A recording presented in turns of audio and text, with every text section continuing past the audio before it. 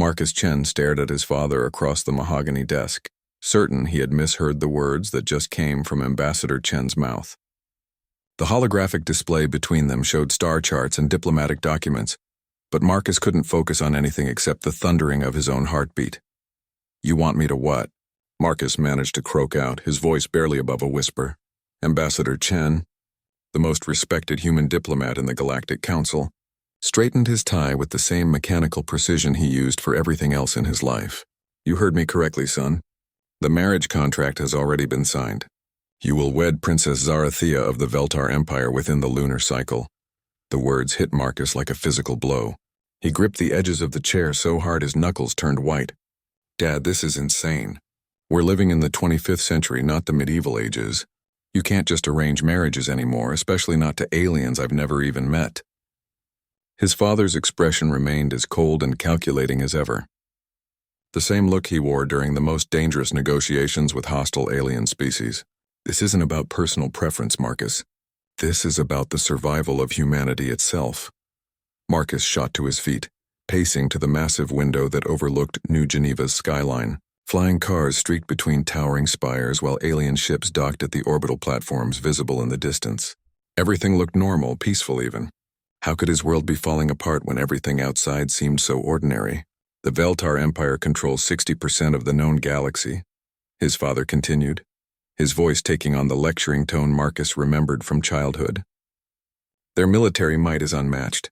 One word from their emperor and humanity becomes extinct. Do you understand that?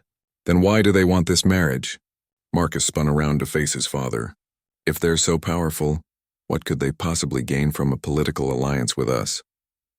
Ambassador Chen activated another hologram, showing detailed anatomical scans of various alien species.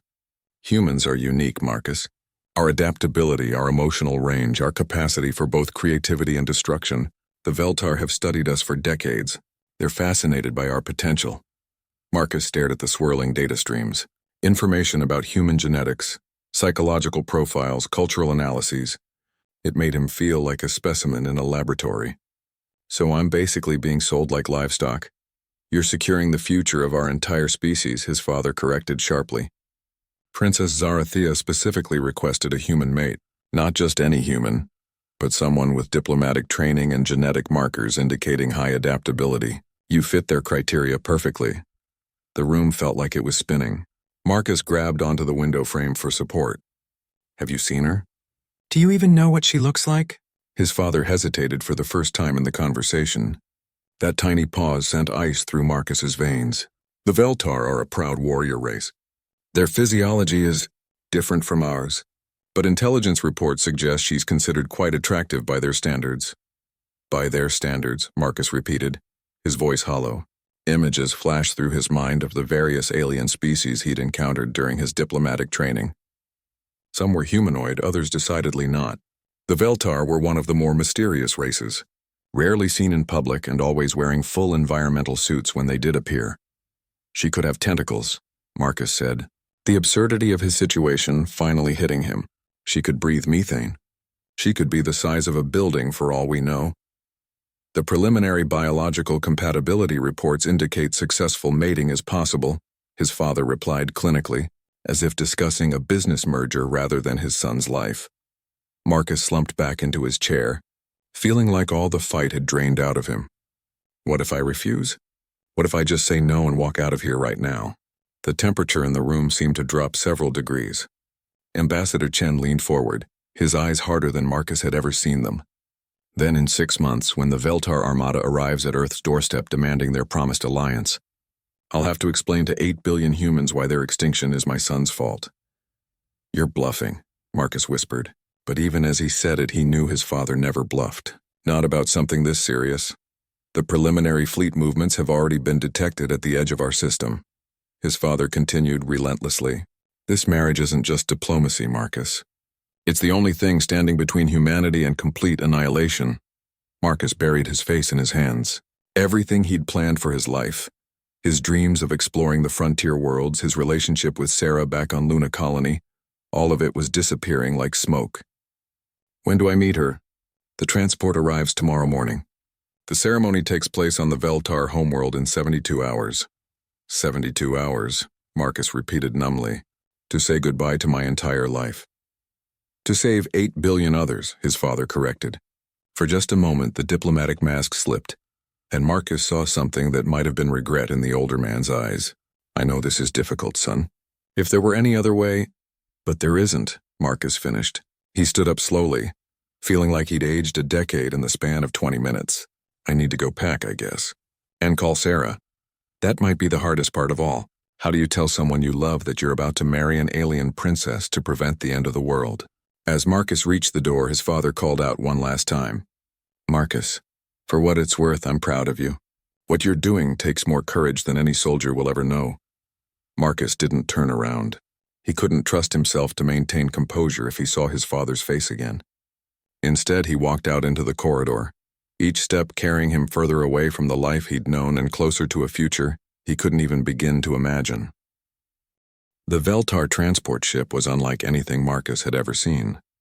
As their shuttle approached the massive vessel hanging in space near Earth's moon, he pressed his face against the viewport, trying to make sense of the alien architecture.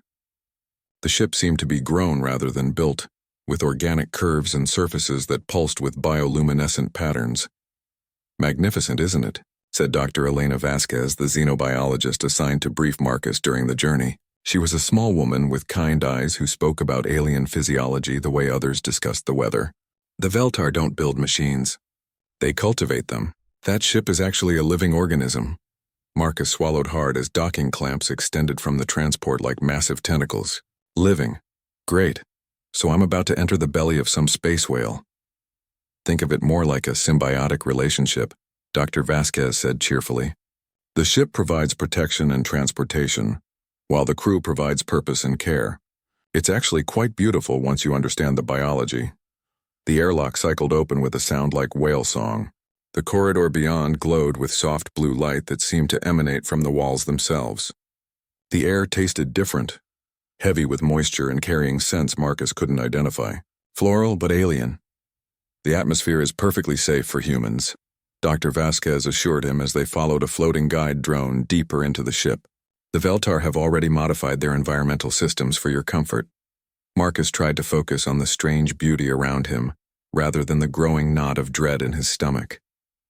The walls were covered in patterns that shifted and changed as they walked, almost like living artwork. Dr. Vasquez, what can you tell me about Princess Zarathea? The files I was given were mostly classified. The doctor's expression became more serious. What I can tell you is limited, but she's apparently quite remarkable even by Veltar standards. Brilliant military strategist, accomplished scientist, and according to our cultural attaché, considered one of the most beautiful females of their species. But what do they look like? Marcus pressed. I've seen Veltar in environmental suits, but never without them. Dr. Vasquez hesitated. They're humanoid in basic structure. 2 arms, 2 legs, bipedal. But Marcus, you have to understand that beauty is relative. What seems strange at first often becomes normal with time. Before Marcus could ask more questions, the guide drone led them into a vast chamber that took his breath away. The ceiling stretched impossibly high, filled with floating gardens and cascading waterfalls that defied gravity. Veltar beings moved through the space with fluid grace, their environmental suits gleaming in the bioluminescent light. Welcome, Ambassador Chen. The voice came from behind him, melodic and speaking perfect English with an accent Marcus couldn't place. He turned slowly, his heart hammering against his ribs. The figure approaching him was tall, perhaps 7 feet, wearing an elaborate suit that seemed to be made of living metal. The helmet was transparent, revealing features that were alien yet undeniably feminine. Her skin had a pale blue tint with darker markings that looked like elegant tattoos. Her eyes were larger than human eyes, a deep violet color that seemed to glow with inner light. I am Commander Thexani, Princess Zarathea's personal guard. The figure continued. Her Highness is eager to meet you, but first we must prepare you for proper introduction. Marcus found his voice. Prepare me how? Cultural briefing, dietary adjustments, and ceremonial clothing, Commander Thexani explained. The princess wishes to make a good impression, and you must understand our customs to avoid accidentally giving offense. Dr. Vasquez squeezed Marcus's shoulder encouragingly. I'll see you later, Marcus. Remember, this is an incredible honor, You're about to become part of history." As she left, Marcus followed Commander Thexani through corridors lined with what appeared to be living crystal formations. "Commander, may I ask you something?" "Of course." "What does Princess Zarathea think about this arrangement? Is she as nervous as I am?" The commander stopped walking and turned to face him fully. Even through the environmental suit, Marcus could see something like amusement in her expression. "Human Marcus, Princess Zarathea has been studying your species for many years. She specifically requested this union. You may be surprised by her enthusiasm." "Studying humans." Marcus felt a chill. "What kind of studying?" "Your literature, your music, your history. She finds human emotional complexity fascinating. She has read every work of human poetry that has been translated into our language." The commander resumed walking. "She is particularly fond of something called Shakespeare." Marcus nearly stumbled. "Shakespeare? She reads Shakespeare?" "Romeo and Juliet is her favorite. She finds the concept of love transcending social barriers to be deeply romantic." Commander Thexani's tone carried what might have been humor, though she hopes your story will have a happier ending. They entered a preparation chamber filled with floating platforms and strange devices Marcus couldn't identify. Several Veltar attendants waited, their movements precise and graceful. "They will help you with the ceremonial garments," Commander Thexani explained. "The princess wishes to meet you in 1 hour, once you are properly prepared." As the attendants approached with flowing robes that seemed to shimmer with their own light, Marcus felt his perspective beginning to shift. This wasn't just a political arrangement to an alien who saw him as a useful tool. Princess Zarathea had chosen him, had studied his species and found something worth pursuing. "Commander," he called out as she prepared to leave. "What should I expect when I meet her?" The tall figure paused at the doorway. "Expect to have your assumptions challenged, human Marcus. The princess is unlike anyone you have ever encountered, but perhaps that is exactly what both your species need." As the door sealed behind her, Marcus looked at himself in the mirror-like surface of the wall. In a few minutes he would meet the alien woman he was supposed to marry. The woman who might hold the key to humanity's survival. The woman who, impossibly, read Shakespeare and found beauty in human emotion. For the first time since this nightmare began, Marcus felt something other than dread. He felt curious. The ceremonial robes felt strange against Marcus's skin, made from material that seemed to respond to his body temperature and pulse. As the Veltar attendants made final adjustments, he caught glimpses of himself in the reflective surfaces around the chamber. He looked like he was wearing liquid starlight. Commander Thexani returned precisely 1 hour later, her movements as punctual as clockwork. "Are you ready, human Marcus?" "As ready as someone can be for something like this," Marcus replied, surprised by how steady his voice sounded. The hour of preparation had given him time to think, and his initial panic had settled into nervous determination. They walked through corridors that grew progressively more elaborate, until Marcus realized he was being led through what could only be described as a palace. The walls were covered in living murals that told stories he couldn't understand, depicting great battles and ceremonies of an ancient civilization. "These show the history of my people," Commander Thexani explained, noticing his fascination. "We have existed for over 10,000 of your Earth years.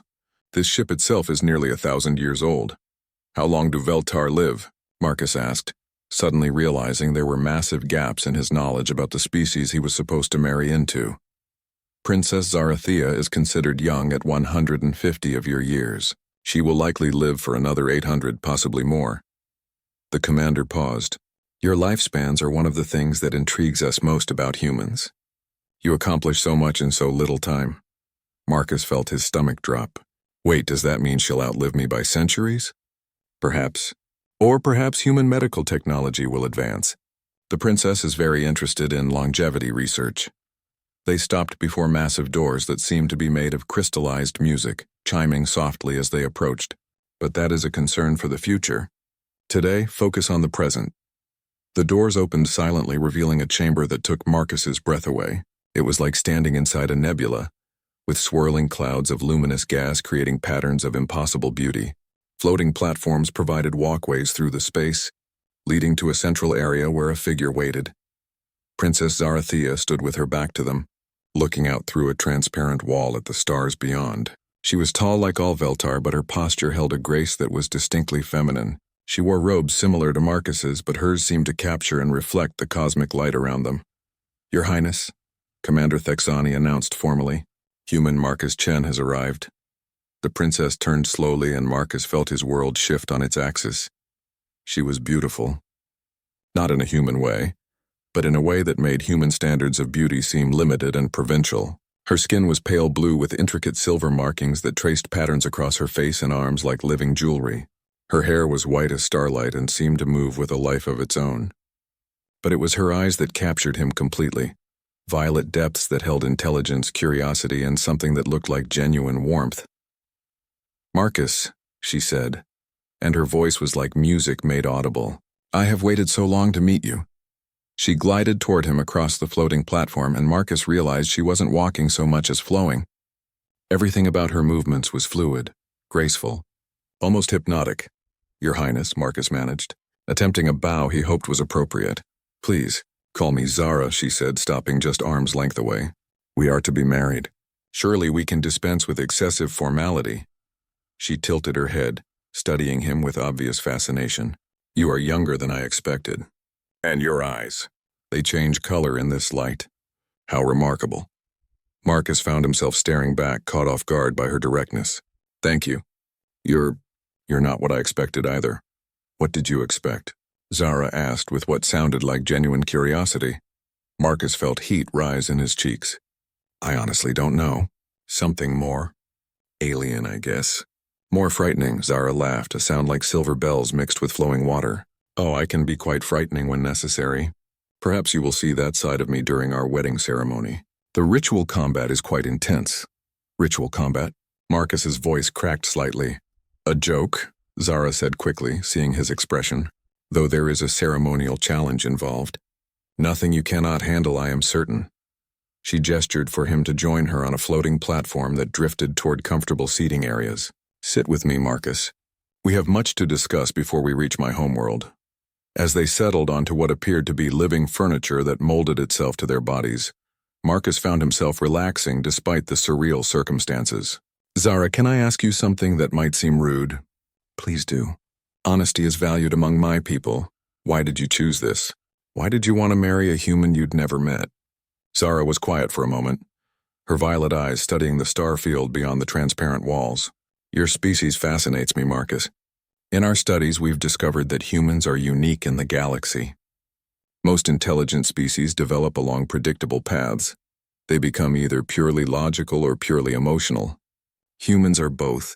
You can create beauty and destroy worlds, often on the same day. She turned to face him directly. But more than that, humans have something we Veltar have lost over our long lifespans. You have passion, urgency. The knowledge that life is brief makes every moment precious to you. And you want that? I want to understand it. To experience it, if possible. Zara reached out tentatively and touched his hand with one finger. Her skin was warm and incredibly soft. Your literature speaks of love, of connections that transcend reason. We Veltar form partnerships based on genetic compatibility and social advantage. But your Romeo and Juliet chose to die rather than live without each other. What kind of emotion could be so powerful? Marcus stared down at where she touched his hand, feeling a strange tingling sensation. You really have studied us. For 20 years, Zara admitted. Ever since first contact with your species. I learned your languages, studied your history, read your stories. And I became convinced that an alliance between our peoples could benefit both races in ways beyond simple military cooperation. What kind of ways? Zara's markings seemed to pulse with faint light as she spoke. Veltar live long but risk becoming stagnant. Humans live briefly but burn brightly. Together we might find balance. Your passion combined with our knowledge. Your innovation guided by our experience. Marcus found himself leaning closer, drawn in by her words and her presence. And if it doesn't work? If we're too different? Then we will have tried something unprecedented in galactic history, Zara replied. And perhaps that attempt itself will be enough to change both our species for the better. Looking into her alien eyes, Marcus realized something that shocked him. He was beginning to hope she was right. The Veltar homeworld appeared before them like a jewel against the black of space. 3 moons orbited the planet, each one carved with intricate cities that glowed with bioluminescent light. The planet itself was a swirl of blues and purples. with what appeared to be massive crystal formations jutting from the surface into space itself. Beautiful, Marcus breathed, standing beside Zara at the observation deck's viewing wall. This is Velthara Prime, Zara said softly, home to nearly 1 billion of my people. The capital city lies within that largest crystal formation you see there. She pointed to a structure that dwarfed anything Marcus had ever imagined. That is where we will be wed. Marcus felt his nervous energy return in full force. During their journey, he and Zara had spent hours talking, sharing stories about their respective worlds. He'd begun to feel comfortable around her, even attracted to her in ways that surprised him. But now, faced with the reality of an alien world and an alien wedding ceremony, the magnitude of what he was doing hit him again. Marcus, Zara said gently, seeming to sense his mood. Are you having second thoughts? Not about you, Marcus answered honestly, but about everything else. I keep thinking about my life back on Earth, about Sarah. He trailed off, realizing he'd never told Zara about his girlfriend. Zara's expression didn't change, but her skin markings dimmed slightly. Sarah? Marcus felt like an idiot. Someone I was involved with back home. I never got the chance to properly explain to her what was happening. You loved her, Zara stated rather than asked. I thought I did, but now?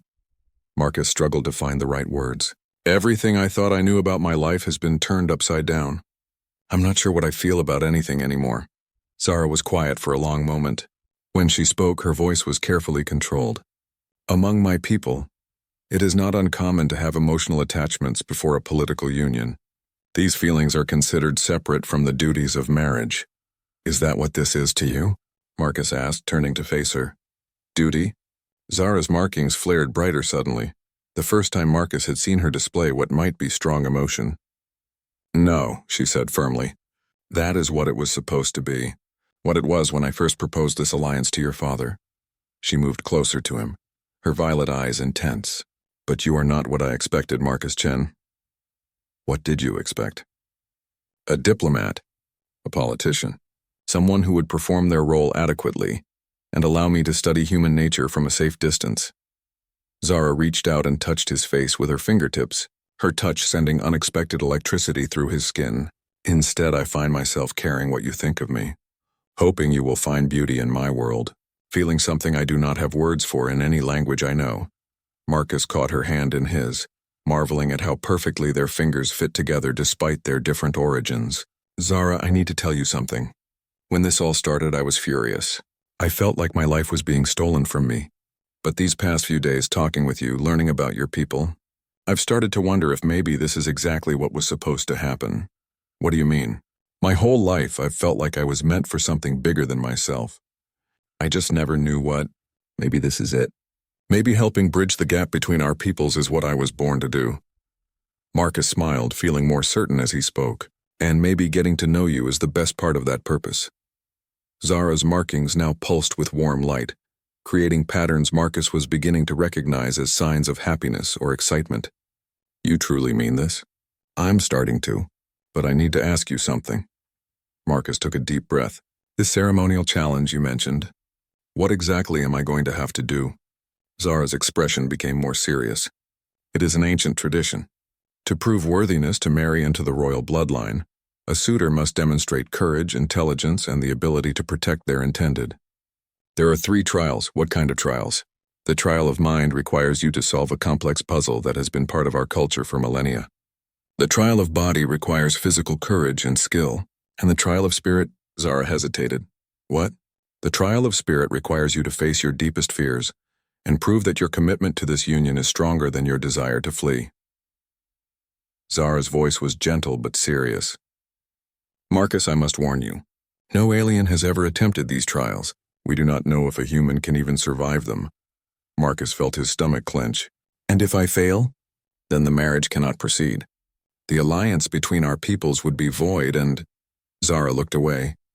And I would be required to choose another mate from among the Veltar nobility. What about the threat to Earth? My father said the Veltar fleet would destroy humanity if this alliance doesn't happen. Zara's markings went completely dark, something Marcus had never seen before. Your father told you that? Yes. He said this marriage was the only thing standing between humanity and extinction.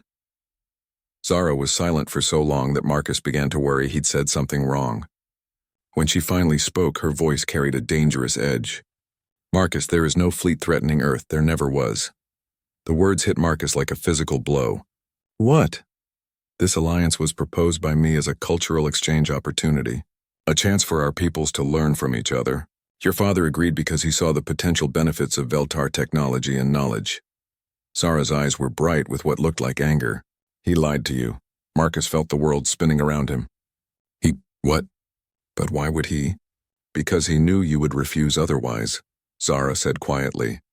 "And he wanted this alliance very badly. Badly enough to sacrifice his own son's freedom for it." Marcus sank into a nearby chair, his mind reeling. Everything he thought he knew about his situation was wrong. There was no threat to humanity, no noble sacrifice required, just his father's political ambitions and his willingness to lie to his own son to achieve them. "Marcus," Zara said, kneeling beside his chair, "you have a choice now. A real choice. You can return to Earth if you wish. I will not hold you to an agreement made under false pretenses." Marcus looked into her alien eyes, seeing genuine concern and something else. Something that might be the beginning of love. "And if I stay? Then stay because you want to. Because you choose to. Because what we might build together is worth the risk." Zara's voice was barely above a whisper. "Stay because you want to know what love means to someone who has lived for a century and a half, but has never felt it until now." Marcus reached out and touched her face, tracing the silver patterns on her blue skin. "You love me?" "I am beginning to," Zara admitted. "Is that foolish?" Marcus pulled her closer, marveling at how right it felt to hold her. "If it is, then we're both fools, because I think I'm beginning to love you too." Outside the viewport, the crystal cities of Velthara Prime grew larger as their ship descended toward the planet's surface. Whatever trials awaited him, Marcus realized he was no longer facing them out of duty or fear. He was facing them by choice, for the chance to build something unprecedented with the remarkable woman in his arms. The Crystal Palace was beyond anything Marcus could have imagined. Built inside a massive crystalline formation that jutted from the planet's core to its surface, the structure caught and amplified light in ways that turned every surface into a prism. Veltar citizens lined the pathways as he and Zara made their way to the trial chambers, their bioluminescent markings creating a river of living light. "They're all here to watch?" Marcus asked, trying to keep his voice steady as thousands of alien eyes tracked their progress. "Word has spread throughout the Empire that a human will attempt the royal trials," Zara explained, her hand warm in his. "Many have traveled vast distances to witness this moment. You represent hope to many of my people, Marcus. Hope that we might finally break free from the isolation that has defined us for millennia." They entered a vast amphitheater carved from living crystal, its walls reflecting and amplifying the murmur of the assembled crowd. At the center stood 3 platforms, each representing one of the trials Marcus would face. Emperor Valthek himself waited on the highest platform, an imposing figure whose ceremonial robes seemed to be woven from captured starlight. "Approach, human Marcus Chen," the Emperor commanded, his voice echoing through the crystal chamber with surprising warmth. "You seek to join your bloodline with that of the royal house of Veltar. Are you prepared to prove your worthiness?" Marcus stepped forward, acutely aware of every eye upon him. "I am, Your Majesty." "Then let the trial of mind begin." The first platform activated, revealing a complex 3-dimensional puzzle that seemed to shift and change as Marcus watched. Geometric shapes floated in the air, connected by streams of energy that pulsed with different colors and patterns. "This is the labyrinth of thought," Emperor Valthek explained. "It has challenged Veltar minds for 5,000 years. You must guide the light from the source to the destination. But the path changes with every decision you make. Many of our greatest scholars have failed this test." Marcus approached the puzzle, his mind racing. The floating shapes reminded him of something from his childhood, a game he'd played with his sister before she died in the colony wars. 3-dimensional chess, but with multiple levels of complexity. He reached out tentatively and touched one of the glowing shapes. It responded to his touch, rotating and connecting to another piece. The energy stream followed the new path, but immediately the entire puzzle reconfigured itself. "The key is not to find the correct path," Marcus murmured to himself, studying the new configuration. The key is to understand how the puzzle thinks. He began moving pieces systematically, watching how each change affected the whole. The Veltar favored harmony and balance in everything they created. The solution wouldn't be about forcing the energy into submission, but about finding the natural flow that already existed within the system. 20 minutes later, as sweat beaded on his forehead, Marcus made the final connection. The energy stream completed its journey from source to destination, and the entire puzzle erupted in brilliant light. The crowd's reaction was a wave of sound unlike anything Marcus had ever heard. Thousands of Veltar voices creating a harmony that resonated through the crystal walls. Impressive. Emperor Valthek nodded approvingly. You solved it faster than my own daughter did. Proceed to the trial of body. The second platform revealed what appeared to be a combat arena, but unlike any Marcus had trained in, the floor was translucent crystal that showed a dizzying drop into the planet's core below. Floating platforms provided footing, but they moved constantly, requiring constant attention to maintain balance. You will face the Guardian, the Emperor announced. A section of the wall opened, and something that made Marcus's heart skip a beat emerged. The Guardian was twice his size, with 4 arms ending in razor-sharp claws and skin that looked like living metal. Its eyes glowed with the same violet light as Zara's, but there was no warmth in them. Only the cold assessment of a predator evaluating prey. The trial is not to defeat the Guardian, Emperor Valthek continued. It is to survive for 1 full rotation of the trial clock while demonstrating courage, skill, and honor. Marcus looked up at the massive chronometer floating above the arena. 1 rotation would take approximately 10 minutes. 10 minutes of staying alive against something designed to kill. The Guardian struck without warning, moving with impossible speed for something its size. Marcus barely rolled aside as claws that could have opened him like a can slashed through the space where he'd been standing. He scrambled to his feet on a floating platform that immediately began moving toward another. Don't think like a human, Marcus told himself, remembering Zara's lessons about Veltar philosophy. Think like water. Flow around obstacles, don't try to break through them. The Guardian pursued him across the moving platforms with relentless efficiency. Marcus realized quickly that trying to fight it directly would be suicide. Instead, he focused on movement, using the arena's own design against his opponent. When the Guardian lunged, Marcus used the moving platforms to redirect its momentum, sending it stumbling past him toward empty air. The creature was fast and strong, but it was also predictable. It followed programmed attack patterns that Marcus began to recognize and anticipate. By the halfway point of the trial, he was staying consistently ahead of it, even managing to land a few strikes of his own against its metallic hide. 5 minutes remaining, Emperor Valthek announced. The Guardian's attacks became more aggressive, more desperate. Marcus realized it was programmed to escalate as time ran out, ensuring the trial remained challenging until the very end. A swipe of claws caught his shoulder, tearing through his ceremonial robes and drawing blood. The pain was sharp and immediate, but it also focused his mind completely. In the final minute, Marcus did something the Guardian wasn't programmed to expect. Instead of continuing to evade, he moved directly toward it, sliding under its guard and wrapping his arms around its central body. The creature couldn't bring its claws to bear at such close range, and its struggles to dislodge him only helped Marcus maintain his grip. When the chronometer completed its rotation, the Guardian immediately ceased all movement, its eyes dimming to black. Marcus released his hold and staggered backward, breathing heavily and bleeding from several cuts, but victorious. The crowd's reaction was even more intense than before. Marcus could see Zara in the royal viewing area, her markings blazing with what he now recognized as pride and love. Remarkable, Emperor Valthek said, and for the first time there was genuine surprise in his voice. You have passed 2 trials that have defeated Veltar nobles. But the final trial, the trial of spirit, will test not your mind or body, but your very soul. Are you prepared to face what lies within yourself? Marcus looked up at Zara one more time, drawing strength from her presence. I'm ready. But even as he said the words, he wondered if anyone could truly be ready for a trial designed to probe the deepest fears and desires of the heart. The third platform was deceptively simple, just a smooth crystal circle with a single chair in the center. As Marcus approached, he noticed that the chair seemed to be connected to the crystal formation beneath it by threads of light that pulsed with the rhythm of a heartbeat. The trial of spirit is different from the others, Emperor Valthek explained, his voice taking on a more solemn tone. It requires no physical skill or intellectual prowess. Instead, it will show you visions drawn from your own mind and heart. You must face them without fleeing, and prove that your commitment to this union is stronger than your fears. Marcus settled into the chair, feeling the crystal's warmth seeping through his body. What kind of visions? That depends entirely on you, the Emperor replied. The crystal will find what you fear most, what you desire most, and what you regret most.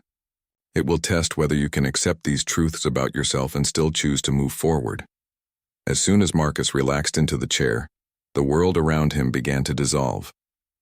The amphitheater, the crowd, even Zara herself faded away like smoke. He found himself standing in his childhood home on Earth, but it was wrong somehow. The colors were too vivid, the shadows too deep. Marcus. He turned to find his sister Elena standing in the doorway, exactly as she'd looked the day she left for the colony wars. 17 years old, full of idealism and determination to make a difference in the universe. You let me die, she said simply, her voice carrying no accusation. Just quiet sadness. You could have stopped me from enlisting. You could have convinced me to stay. Elena, you were killed in action. There was nothing I could have done. You could have tried harder, Elena replied, stepping closer. But you were jealous, weren't you? Jealous that I was braver than you, that I was willing to risk everything for what I believed in while you played it safe with your diplomatic career. The words hit Marcus like physical blows because they contained just enough truth to hurt. He had been jealous of Elena's courage, her certainty about her place in the universe. And yes, part of him had been relieved when she left for the colonies because it meant he was finally free from living in her shadow. I was 18 years old, Marcus whispered. I didn't know how to stop you. And now? Elena asked. Now you're about to marry an alien princess to save humanity, just like Dad told you. Still doing what you're told, still taking the safe path, still letting other people be brave while you just follow orders. The scene shifted abruptly. Marcus found himself standing in Sarah's apartment on Luna Colony, watching his former girlfriend pace back and forth while reading a message on her tablet. Called away on urgent diplomatic business, Sarah read aloud, her voice thick with hurt and anger. Cannot say when I'll return. Please understand. This is how you end 3 years together, Marcus. A message? Sarah, don't. Sarah looked up at him, tears streaming down her face. I loved you. I thought we were going to spend our lives together. I was going to say yes when you proposed. Marcus felt his heart clench. You knew I was going to propose? Of course I knew. And I was ready to say yes, ready to build a life with you, to have children, to grow old together. Sarah's expression hardened. But you threw all of that away for your father's political games, didn't you? Just like you always do. Just like you let Elena throw her life away because you were too scared to fight for what mattered. The scene shifted again. Now Marcus stood in the Crystal Palace, but it was empty and cold. Zara sat on her throne, but her markings were dim, her eyes lifeless. You don't love me, Zara said, her voice echoing in the vast chamber. You just convinced yourself you do because it makes this easier to bear. How could a human truly love something as alien as me? How could you see beauty in something so different from your own kind? That's not true, Marcus protested. But doubt crept into his voice, isn't it? Zara stood, moving toward him with that fluid grace that had first captivated him. Look at me, Marcus. Really look. I'm not human. I'll never be human. My skin is blue, my eyes are wrong, my body is strange to you. In a few years, when the novelty wears off, when the political benefits have been secured, what then? Will you still find me beautiful? Or will you look at me and see only a mistake you can never undo? Marcus stared at Zara's face, searching for flaws, for signs of the alienness that should repel him. Instead, he found himself focusing on the intelligence in her violet eyes, the gentle curve of her smile, the way her markings seemed to reflect her inner light. You're wrong, he said quietly. All of you are wrong. The three figures, Elena, Sarah, and Zara, stood before him now in the swirling darkness of his mind. They waited, watching him with expressions ranging from disappointment to betrayal to resignation. I didn't let Elena die, Marcus said, his voice growing stronger. Elena made her own choice to serve something bigger than herself. And yes, I was jealous of her courage, but that doesn't make me responsible for her death. It makes me human. He turned to Sarah. I loved you, Sarah, I really did. But I love Zara too in a different way, a way that challenges everything I thought I knew about myself. I'm sorry I hurt you, but I won't apologize for discovering that I'm capable of more love than I ever imagined. Finally, he faced Zara. And you? You think I see you as alien, as different, as wrong? You're right that you're different. You're brilliant in ways that humble me. You're graceful in ways that make me feel clumsy. You're ancient by human standards, wise beyond anything I can comprehend. And yes, your skin is blue and your eyes are violet and your body is unlike anything I've ever known. Marcus stepped closer to the vision of Zara. But when I look at you, I don't see alien. I see someone who reads Shakespeare and finds beauty in human emotion. I see someone who chose to risk everything to understand what love means. I see someone who looked at all the beings in the galaxy and decided that a short-lived, passionate human was worth getting to know. How could I not love someone like that? The three figures began to fade, but their voices lingered. Elena's voice carried pride now instead of accusation. Sarah's carried understanding instead of anger. And Zara's carried hope instead of doubt. Choose, Elena whispered. Choose to be brave. Choose, Sarah added. Choose to be happy. Choose, Zara concluded. Choose to love. The darkness dissolved and Marcus found himself back in the chair in the Crystal Palace. The amphitheater was silent, thousands of Veltar waiting to hear Emperor Valthek's judgment. The Emperor studied Marcus for a long moment, his ancient eyes seeming to see straight through to his soul. You have faced your fears and emerged unchanged in your commitment, he announced finally. You have proven yourself worthy to join the royal house of Veltar. The trials are complete. The crowd erupted in celebration, but Marcus only had eyes for Zara as she rushed down from the royal viewing area toward him. When she reached him, she threw herself into his arms with such enthusiasm that they both nearly fell over. You did it, she whispered against his ear. You actually did it. We did it, Marcus corrected, holding her close. We chose each other. As the celebration continued around them, Marcus realized that his father's lies, while hurtful, had led him to exactly where he was meant to be. Sometimes the most important journeys begin with deception but end with the deepest truth of all, that love, real love, was always a choice. And he had chosen well. 1 year later, Marcus stood on the observation deck of the joint Human-Veltar research station orbiting the binary star system of Kepler 4I42. Through the reinforced viewport, he could see both human and Veltar ships working together to construct what would become the first truly interspecies colony in galactic history. The atmospheric processors are ahead of schedule, Zara said, joining him at the viewport. Her markings glowed with the warm patterns Marcus had learned to associate with contentment and pride. Your people's engineering efficiency combined with our biological cultivation techniques is proving even more effective than we predicted. Marcus wrapped his arm around his wife's waist, still marveling at how perfectly she fit against him. The past year had been a whirlwind of cultural exchanges, diplomatic negotiations, and personal discoveries. Their marriage had become a symbol of cooperation between their species, but more importantly, it had become the foundation of a love neither of them had expected to find. Any word from the survey teams? Marcus asked, referring to the joint exploration missions that were mapping potentially habitable worlds throughout the local galaxy cluster. 3 more promising candidates identified this week alone, Zara replied, her excitement evident in the way her silver markings pulsed. The combination of human intuition and Veltar analytical precision is revolutionizing our exploration methodology. We're discovering worlds we never would have found working separately. Marcus smiled, remembering the skepticism he'd faced from both species when they'd first proposed joint missions. Humans thought the Veltar too cautious and slow. The Veltar considered humans reckless and impulsive. Both were right, and that was exactly why they worked so well together. Marcus, Zara said, her tone shifting to something more serious. I received a transmission from Earth today. From your father. Marcus felt his stomach tighten. He and Ambassador Chen had spoken only briefly since the wedding, their relationship strained by the lies that had brought Marcus to this point. What did he want? To apologize, Zara said gently, and to ask if we might consider visiting Earth for the signing of the Interspecies Cooperation Treaty. He specifically requested that you be there to witness it. Marcus was quiet for a moment, watching human and Veltar engineers work side by side on the growing space station below. "What do you think?" "I think," Zara said carefully, "that parents sometimes make terrible mistakes while trying to do what they believe is right. And I think that forgiveness is one of the most beautiful aspects of human nature that I've learned to appreciate." "You want to go?" Zara turned to face him fully. "I want to meet the man who raised you to be the person I fell in love with, even if his methods were questionable.